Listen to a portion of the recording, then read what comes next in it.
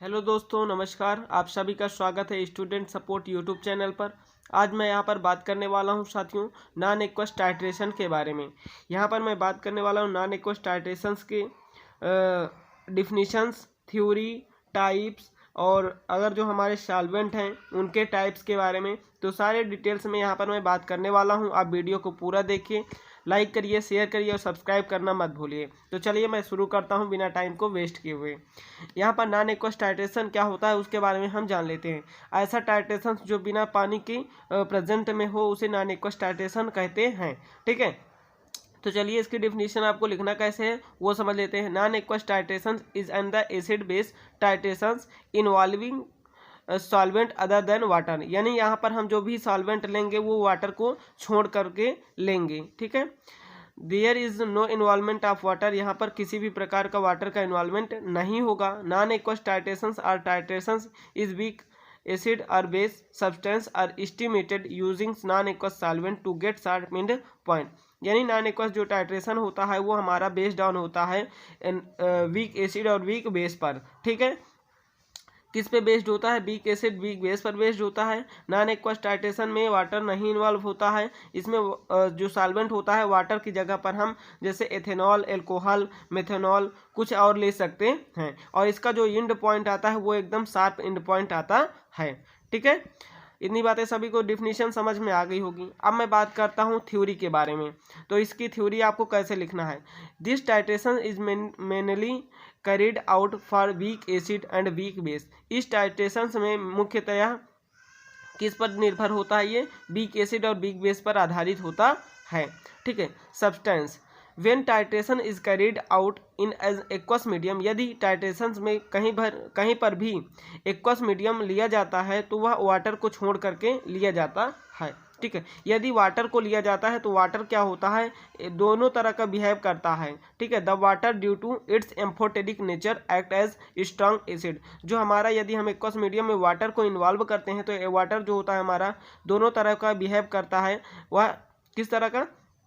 यहाँ पर अगर वाटर जो बिहेव करेगा act as a strong acid की तरह एक्शन करेगा। ठीक है, this actual titration lacks place between the strong acid water. अगर हम वाटर लेंगे तो जो हमारा टाइट्रेशन है वह उसका जो टाइम है वो ज़्यादा लंबा टाइम हो जाएगा और हमें जो इंड पॉइंट मिलेगा वो इंड पॉइंट शार्प नहीं मिलेगा। इसलिए हम नॉन एक्वस टाइट्रेशन में वाटर का यूज नहीं करते हैं। ठीक है, एंड वीक बेस, अगर हम स्ट्रॉन्ग एसिड का वीक बेस के साथ रिएक्शन करवाएंगे तो हमें एग्जैक्ट इंड पॉइंट नहीं मिलेगा और हम उसमें से डिटरमाइन भी नहीं कर पाएंगे कि हमारा ये क्या इसमें प्रेजेंट है, एनालाइट में क्या प्रेजेंट है। ठीक है, तो इसलिए हम यहाँ पर वाटर का इन्वॉल्वमेंट नहीं करते हैं। ये है इसकी थ्योरी। अब अगर हम यहाँ पर इसके एग्जांपल्स की बात करते हैं तो since the pyridine is very weak acid, हम यहाँ पर पिरिडिन को वेरी वीक एसिड मानते हैं। It can be determine the titration. अब हम इसको कैसे पहचानेंगे कि ये वीक एसिड है या स्ट्रॉन्ग एसिड है? इसके लिए हमें यहाँ पर टाइट्रेशन प्रोसेस करते हैं और टाइट्रेशन प्रोसेस के अंतर्गत हम जो रिएक्शन है इस रिएक्शन के थ्रू इसको समझने वाले हैं।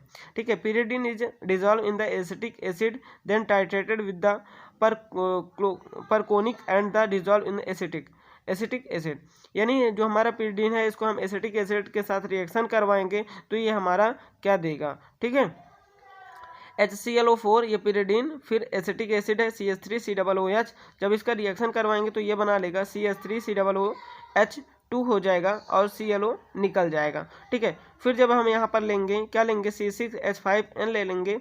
ठीक है, यानी परक्लोनिक एसिड ले लेंगे। इसको जब हम एसिटिक एसिड के साथ डिजॉल्व करेंगे तो ये क्या बना लेगा? C6H5NH2+ और CH3COO। ठीक है, फिर इसको हम एक बार क्या करेंगे? एसिटिक एसिड ले लेंगे और यहाँ पर जो हमारा सब्सटेंस निकला हुआ है उसके साथ रिएक्शन करवा देंगे तो लास्ट में हमें मिलेगा क्या? 2CH3COO यानी एसिटिक एसिड। ठीक है, इस तरीके से हमें यहाँ पर पता चल जाता है कि जो पिरिडिन है वो हमारा क्या है? वीक बेस है, क्योंकि हमें एसिडिक यहाँ पे हमें क्या मिल रहा है? एसिड मिल रहा है। ठीक है, इसलिए हम यहाँ पे यह जान सकते हैं कि ये हमारा क्या है? वीक बेस है। फिर इस रिएक्शंस को आप ऐसे लिख सकते हैं HClO4 प्लस C6H5। जब हम इसका रिएक्शन करवाएंगे तो ये हमारा बनाएगा परक्लोनिक एसिड और हमारा क्लोराइड ऑक्साइड। ठीक है, तो ये इस तरीके से हमारा ये आपको मिल जाएगा। ठीक है, एक आपका प्रेसिपिटेट बन जाएगा, जो प्रेसिपिटेट बन जाएगा वो वीक बेस होगा। ठीक है, और स्ट्रॉन्ग एसिड आपका ऊपर हो जाएगा। ठीक है, तो ये परक्लोनिक एसिड है। यहाँ पर अमोनिया ऐड हो गया है तो ये क्या हो जाएगा, माइनस चार्ज है, HCl माइनस चार्ज ClO, ये आपका एसिड हो जाएगा, ये आपका बेस हो जाएगा, ये आपका क्या हो जाएगा, इससे हमें पता चल जाएगा ये हमारा पिरिडीन है। अब यहाँ पर हम बात करने वाले हैं types of non aqueous titration के बारे में। तो नॉन एक्वस टाइट्रेशन दो प्रकार के होते हैं, एक पहला एसिडिमेट्री टाइट्रेशन, दूसरा है एल्कलीमेट्री टाइट्रेशन। एसिडिमेट्री क्या होता है, एसिडिमेट्री में हम क्या करते हैं, वीक बेस लेते हैं और उसमें हम स्ट्रॉन्ग एसिड को यूज़ करके उसकी क्या करते हैं, एसिडिमेट्री को चेक करते हैं। ठीक है, यहाँ पर इसकी डिफिनेशन कैसे लिखना है चलिए वो समझाता हूँ। Acidimetry is used for the quantitative estimation. Estimation मतलब होता है जानना पहचानना of the weak base drugs, ये हमारा वीक बेस ड्रग्स है या नहीं है। This is called the acidimetric because the titrant use here is acidic in nature. For example, यहाँ पर जो भी हम लेंगे एसिडिक नेचर्स में टाइट्रेंट लेंगे और वीक बेस के साथ उसका रिएक्शन करवाएंगे, इस पूरे प्रोसेस को हम एसिडिमेट्री कहते हैं। ठीक है, यहाँ पर आप एग्जांपल लिख देंगे परक्लोरिक एसिड, बस इतना छोड़ दीजिए इसके बाद। ठीक है, पूरा डिटेल में जाने की कोई ज़रूरत नहीं है। अब यहाँ पर जनरली क्रिस्टल वायलेट जो आपका है वो एसिडिक एसिड होता है, जो आपका ये क्या है इंडिकेटर है क्रिस्टल वायलेट, ये आपका एसिडिक एसिड होता है। ठीक है, जो आपको क्या देता है, बेस में वायलेट कलर देता है और एसिड में लाइट ग्रीन कलर देता है। ठीक है, अब यहाँ पर हम बात करते हैं एल्कलीमेट्री के बारे में। एल्कलीमेट्री में क्या होता है, हम इस वीक एसिड लेते हैं और स्ट्रांग बेस के साथ रिएक्शन करवाते हैं, इस प्रोसेस को एल्कलीमेट्री कहते हैं। Alkalimetry is use for the quantitative estimation of weakly acid drugs. This is called the alkalimetry because the titrant used in the titration is basic in nature. हम यहाँ पर स्ट्रांग बेस यूज करते हैं weak acid को dissolve करने के लिए, ख़त्म करने के लिए। हम यहाँ पर ले लेंगे सोडियम मेथॉक्साइड। ठीक है, और क्या लेंगे, टेट्राब्यूटाइल अमोनियम हाइड्रोक्साइड। इस प्रकार की ये आप यहाँ पर एग्जांपल्स देख सकते हैं। बातें सभी को क्लियर हो गई होंगी। चलिए आगे बढ़ते हैं। यहाँ पर अब आप देख सकते हैं, in addition to titrant protophilic solvent such as DMF are used. तो प्रोटोफिलिक सॉल्वेंट क्या होते हैं, सभी लोग बताइए। जो प्रोटॉन को क्या करें, डोनेट करें। ठीक है, उस प्रकार के सॉल्वेंट को क्या कहते हैं, प्रोटोफिलिक। प्रोटोजेनिक जो प्रोटॉन को क्या करें, जनरेट करें, यानी उसको एक्सेप्ट करें। ठीक है, तो आपको ये याद रखना होगा, ये एक प्रकार के सॉल्वेंट हैं तो इसमें यूज किए जाते हैं। Acidic drugs such as the acetazolamide, ठीक है, फ्लोरोयूरेसिल्स, ठीक है, एलोप्यूरिनोल, मेराकैप्टॉन, प्यूरिन्स, इस प्रकार के यहाँ पर आपको क्या मिलेंगे, नॉन एक्वस एल्कलीमेट्री मिलेंगे। ठीक है, अब यहाँ पर हम इंडिकेटर क्या यूज करेंगे, थाइमोल ब्लू यूज करेंगे। ठीक है, इंडिकेटर के रूप में, जिसका कलर क्या होता है, पिंक कलर होता है और ये ब्लू कलर देता है इन द पॉइंट में। ठीक है, titrations, titrant use non aqueous titrations. In the titrant is a solution of known concentration that is titrated to another solutions with unknown concentrations. ठीक है, there are two types of titrants commonly used in such as titration, acidic titrants और basic titrant. acidic titrant में आपको examples याद रखना है, these are used to acidimetry titrations is called acidic titrants. ठीक है, एग्जाम्पल्स में यहाँ पर chloric acid in dioxanes, perchloric acid in glacial acetate, acetic acid के साथ ये सब रिएक्शन करते हैं, शो करते हैं। फिर बेसिक टाइट्रेंट्स में क्या हो जाएगा आपका, TBAH हो जाएगा। These are used alkalimetry include quaternary ammonium base such as the tetrabutyl ammonium hydroxide, ये हमारा बेसिक टाइट्रेंट है। ठीक है, यहाँ पर अब हम बात करते हैं इंडिकेटर के बारे में। तो इंडिकेटर यहाँ पर नॉन एक्वस में कितने प्रकार के हैं, 3 प्रकार के हैं। इन तीनों को हम जानते हैं। ठीक है, various visual indicators have been found to be the most suitable for detection to the end point in the non aqueous titration. यानी जो हमारे इंडिकेटर्स होते हैं वो नॉन एक्वस टाइट्रेशंस में हमें एंड पॉइंट को बताते हैं। चलिए हम बात करते हैं इंडिकेटर के बारे में। तो पहला इंडिकेटर है आपका क्रिस्टल वायलेट। ये क्या होता है, it is a triaryl methane dye होता है। It is triaryl methane dye होता है, पहला पॉइंट। दूसरा है it is prepared in 0.5% W upon volume, ठीक है, weight upon volume solution in glacial acetic acid से मिलकर ये क्या होता है, बना होता है।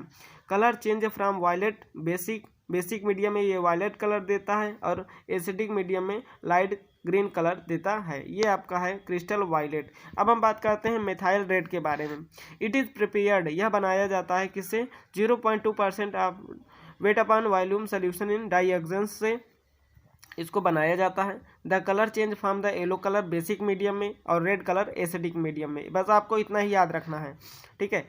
नेप्थोल बेंजीन, ठीक है, ये क्या होता है, इसका प्रिपरेशन कैसे होता है, इसका प्रिपरेशन 0.2% ऑफ सॉल्यूशंस में इन ग्लेशियल एसिटिक एसिड के साथ होता है। यह आपका बेसिक मीडियम में येलो कलर देता है और एसिडिक मीडियम में ग्रीन कलर देता है। यह है आपका यहाँ पर स्ट्रक्चर क्रिस्टल वायलेट का। किसका है, क्रिस्टल वायलेट का ये एग्जांपल्स है, ये मेथाइल रेड का एग्जांपल्स है। आप इसके डायग्राम्स देख सकते हैं, जो भी आपको ये बनाना पड़ेगा, ज़रूरी है। यहाँ पर देख सकते हैं ये है आपको नेप्थोल बेंजीन के बारे में, ठीक है। ये इसको आप देख सकते हैं यहाँ पर कितने बेंजीन है, बेंजीन को आपको अटैच करना है और प्रॉपरली अटैच करना है। तो अब मैं आगे देखता हूँ solvent use in non aqueous titration, कौन कौन सा सॉल्वेंट को हम यूज़ करते हैं, उनको क्या कहते हैं, ठीक है। मैंने पीछे ही बात कर लिया था, एसिडिक मीडियम और बेसिक मीडियम, वही सारे सब कुछ यहाँ पर लिखे हुए हैं। अब यहाँ पर मैं बात करता हूँ types of solvent in non aqueous titration. Non aqueous titration में कितने प्रकार के सॉल्वेंट का हम यूज़ करते हैं उनके बारे में। प्रोटोजेनिक सॉल्वेंट, प्रोटोफिलिक सॉल्वेंट, ठीक है, एम्फोटेरिक सॉल्वेंट और एप्रोटिक सॉल्वेंट। अब आइए हम बात करते हैं इनको डिटेल में, ठीक है, थोड़ा जल्दी से स्पीड में बात करने वाले हैं। यहाँ पर आप देख सकते हैं protogenic solvent.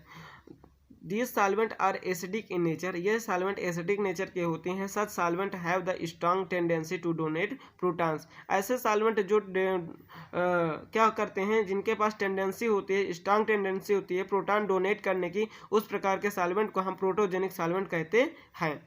These solvent are use to dissolve basic samples, ये क्या करते हैं, ये हमारे बेसिक सैंपल्स जो वीक सैंपल्स होते हैं उनमें डिजॉल्व करें, उनको डिसोसिएट करने में हेल्प करते हैं।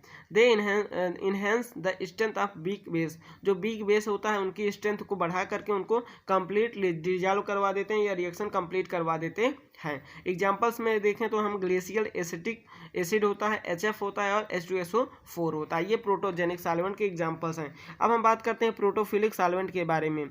These solvent are basic in nature, ठीक है, ये बेसिक नेचर के होते हैं। They have very high efficiency for the protons, मतलब इसमें प्रोटॉन उत्पन्न करने की, ठीक है, प्रोटॉन को जोड़ने की टेंडेंसी बहुत ही ज़्यादा होती है, ठीक है। These are use to dissolve acidic samples, ये एसिडिक सैंपल्स में डिजॉल्व हो जाते हैं, ठीक है। सच एज द एग्जांपल्स यहाँ पर कुछ इस प्रकार से हैं, liquid ammonium pyridines, DMF dimethyl fluoride, ठीक है, और ये है एथिलीन डाई अमोनिया, ठीक है। तो ये इसके एग्जांपल्स हैं। आप एग्जांपल्स अच्छे से देखते चलिए, क्योंकि अब थोड़ा सा वीडियो बड़ा बनेगा, इसलिए मैं जल्दी जल्दी आपको समझा दे रहा हूँ।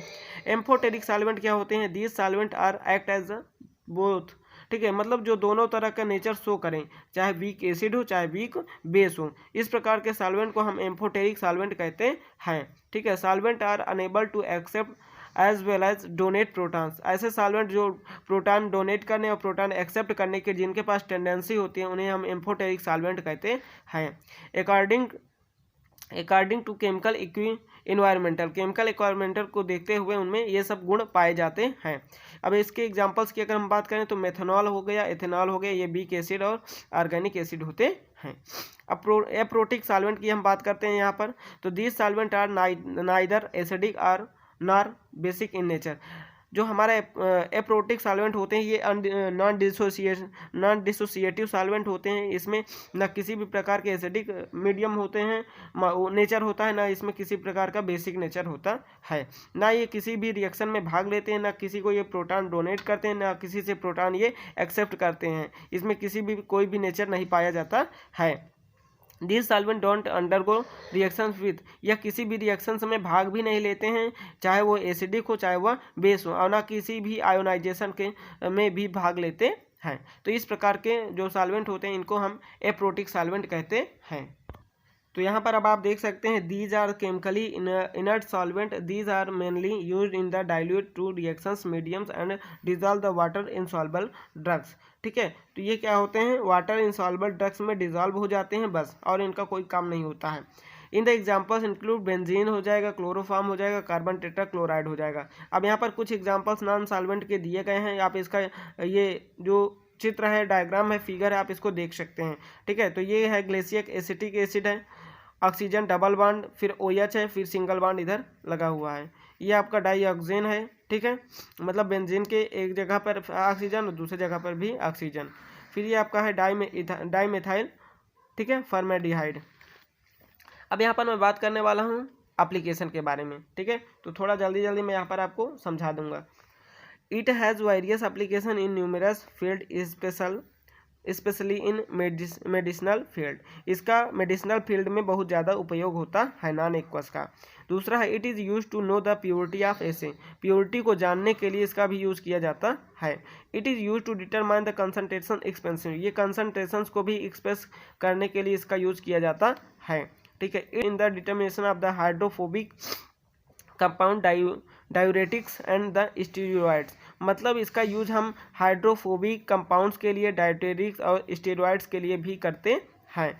It is use to determine the composition of anti tubercular drugs, यानी जो एंटी ट्यूबरकुलर ड्रग्स हैं उनकी आइडेंटिफाई करने के लिए भी हम नॉन एक्वस टाइट्रेशन का यूज करते हैं। ठीक है, it is use in the determination of the hydrophobic compounds, बात वही हो गई यहाँ वाली। ठीक है, it is use to the determine the composition of the anti tuberculosis, फिर वही हो गई। It is use to quantify the mixture of the primary secondary and tertiary amines, यानी यहाँ पर हम क्वांटिटी को चेक करने के लिए जो प्राइमरी सेकेंडरी और टर्सरी एमिन्स है कितना प्रेजेंट है उसके बारे में भी हम इसको यूज करते हैं। अब अगर हम बात करते हैं it is use to the studying sulfonamide, a mixture of the purines and many others organic means compound and salt of organic acid, मतलब यहाँ पर हम स्टडी के रूप में, स्टडी के लिए सल्फोनामाइड के मिक्सचर्स में प्यूरिन और मैनी अदर्स ऑर्गेनिक जो एमिन्स हैं कितने मात्रा में प्रेजेंट है उनको डिटरमाइन करने के लिए हम नॉन एक्वस टाइट्रेशन का यूज करते हैं। अब यहाँ पर हम बात करने वाले हैं advantage of non aqueous titration के बारे में। तो इसका क्या क्या क्या एडवांटेज है उसके बारे में समझते हैं। Organic acid and base that are the insoluble in water, जो ऑर्गेनिक एसिड और बेस होते हैं वो वाटर में इनसॉल्युबल होते हैं and soluble in non aqueous solvent. ठीक है, और नॉन एक्वस सॉल्वेंट में वो क्या होते हैं, सॉल्युबल होते हैं। ठीक है, can be titrated bye non aqueous titration, और ये जो सॉल्वेंट होते हैं वो नॉन एक्वस टाइट्रेशन में ही क्या हो सकते हैं, टाइट्रेट हो सकते हैं। टाइट्रेशन ऑफ वीक एसिड और वीक बेस पे ये आधारित होते हैं।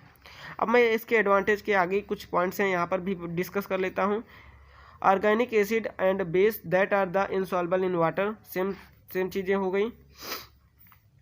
Titration of weak acid and base drugs give poor end point मतलब एसिडिक मीडियम में अगर ये होगा तो ये हमें पुअर पॉइंट देगा टाइट्रेशन में, और नॉन एक्वस टाइट्रेशन में होगा तो शार्प एंड पॉइंट देगा। ठीक है, ये इसका डिसएडवांटेज है।